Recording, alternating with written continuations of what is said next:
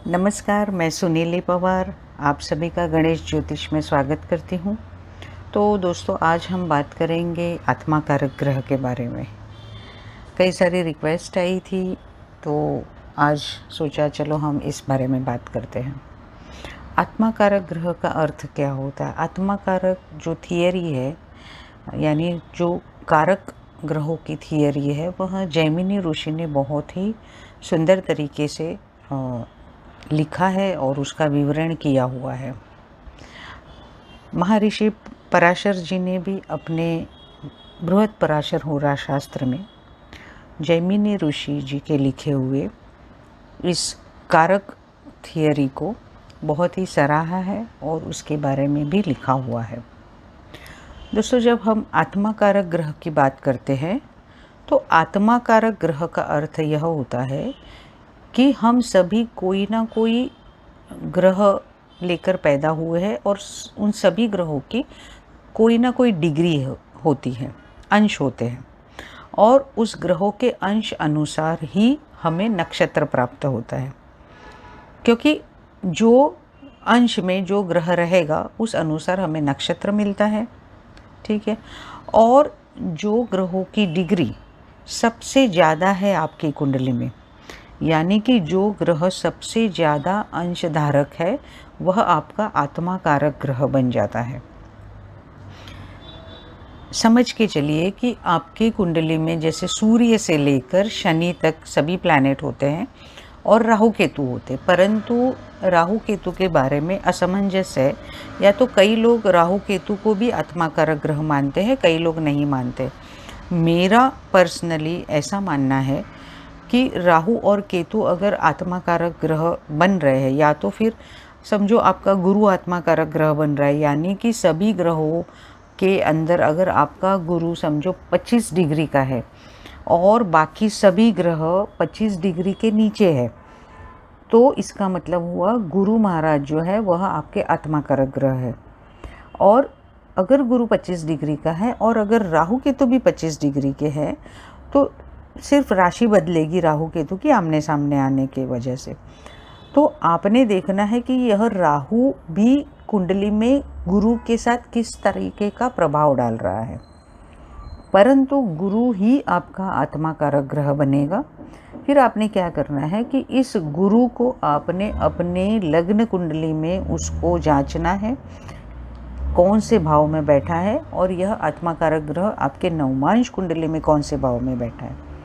जहाँ पर भी आज आपका आत्मा कारक ग्रह जो घर में जाता है, यानी कुंडली के जो भाव में वह आपका ग्रह जाता है, उस भाव को यह आत्मा कारक ग्रह बहुत ही ज़्यादा प्रेरित करता है, यानी वह भाव को बहुत ज़्यादा जीवित कर देता है।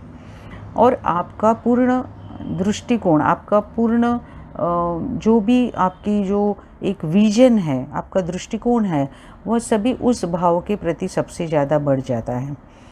से फॉर एग्ज़ाम्पल, उदाहरण के तौर पर, अगर चंद्र आपका आत्मा कारक ग्रह बन रहा है और वह आपके लग्न में है और नवमांश में भी लग्न में है, तो आप खुद के लिए ही आपकी पूरी जीवन आपने समर्पित कर दी है।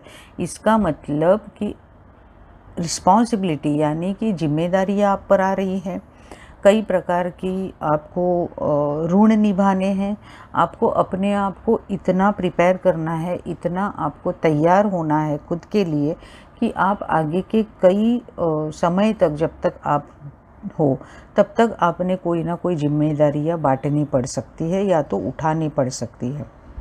लेकिन चंद्र यह भी इंगित करता है कि आप सबसे पहले अपने खुद के ग्रूमिंग के बारे में, यानी खुद को कैसे आप सराह सकते हो, खुद को कैसे अच्छा कर सकते हो, इसके बारे में सबसे ज़्यादा आप ध्यान देते हो। इसी प्रकार दोस्तों, आत्मा कारक ग्रह जो हमारी कुंडली का होता है, उसे यह माना गया है कि वह आत्मा कारक ग्रह आपके पिछले जन्म में कई मायने में आपने उस ग्रह से जुड़ी हुई कई बातें आपने खुद को अनुभव की है और उस ग्रह को बहुत अच्छे तरीके से आपने भोगा है। इसीलिए यह इस जन्म में आत्मा कारक ग्रह आपको सबसे ज़्यादा अंश लेकर आपको मिलता है। तो आपने यह देखना है कि आपकी कुंडली में यह आत्मा कारक ग्रह कौन से घर में बैठा है, तो वह उस भाव को ही सबसे ज़्यादा जागरूक करेगा। अगर वो तीसरे भाव में बैठा है तो आप हमेशा सोचेंगे कि आप कौन से प्रकार के पराक्रम करेंगे। आपके बहुत ज़्यादा ट्रैवल्स यानी कि आना जाना हो सकता है। आपके भाई बहनों के प्रति आप सोच सकते हो कि कौन से प्रकार के ऋण चुकाने हैं, या तो कहीं ना कहीं उनके प्रति आपकी जिम्मेदारियां बढ़ सकती है। परंतु इसमें हमें देखना है कि आपका आत्मा कारक ग्रह यह पाप प्लैनेट है या तो फिर शुभ प्लैनेट है, या तो पाप ग्रह है या शुभ ग्रह है। तो इस अनुसार ही आपको उसका जो कारकत्व होता है उस ग्रह का, उस अनुसार आपको हमेशा फल मिलता है। तो दोस्तों, यह मैंने बहुत ही छोटे पैमाने पर आपको इसके बारे में बताया है। आगे चलते हुए हम सभी कारक ग्रहों की बात करेंगे। जैसे आत्मा कारक है, अमात्य कारक है। अमात्य कारक जो होता है वह आत्मा कारक के बीचों बराबर नीचे आता है, क्योंकि अगर 25 डिग्री सबसे हाईएस्ट है आपकी कुंडली में, तो उसके नीचे जो भी डिग्रीज, जो भी अंश का ग्रह होता है, उसे आपका अमात्य कारक ग्रह माना गया है। और कुंडली में आत्मा कारक और अमात्य कारक का जुड़ाव आपकी अच्छी आर्थिक स्थिति को भी दर्शाता है, यानी कि आपकी आर्थिक परिस्थिति कैसी होगी। तो हम अगले एपिसोड में ज़रूर इस अमात्य कारक ग्रह का और आत्मा कारक के ग्रह का जो कॉम्बिनेशन है, या तो उनका जो समीकरण है, उसके बारे में हम ज़रूर बात करेंगे।